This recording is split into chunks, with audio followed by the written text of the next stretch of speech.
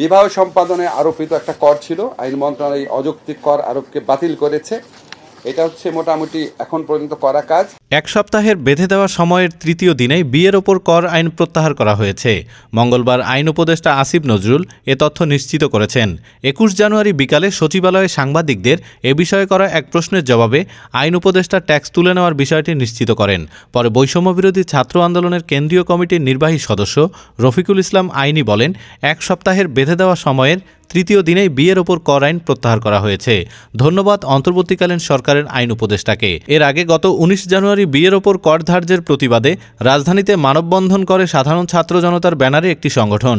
সেখানে বক্তারা বলেন, পলাতক হাসিনা সরকার বিবাহের মতো একটি পবিত্র বিষয়েও অবৈধভাবে কর আরোপ করেছিল, যা সুস্পষ্ট ইসলামের অবমাননা। এতে করে যেমন যুবকদের চরিত্র নষ্ট করা হয়েছে, একইভাবে ব্যভিচারের দিকেও তা ধাবিত করতে সহায়তা করেছে। আমরা অন্তর্বর্তীকালীন সরকার ও আইন উপদেষ্টার প্রতি আহ্বান জানাচ্ছি, আগামী ৭ দিনের মধ্যে বিবাহের উপর আরোপিত এই অবৈধ কর প্রত্যাহার করতে হবে এবং সংশ্লিষ্ট যাবতীয় আইন বাতিল করতে হবে। ডেস্ক রিপোর্ট, আজ বার্তা, ঢাকা।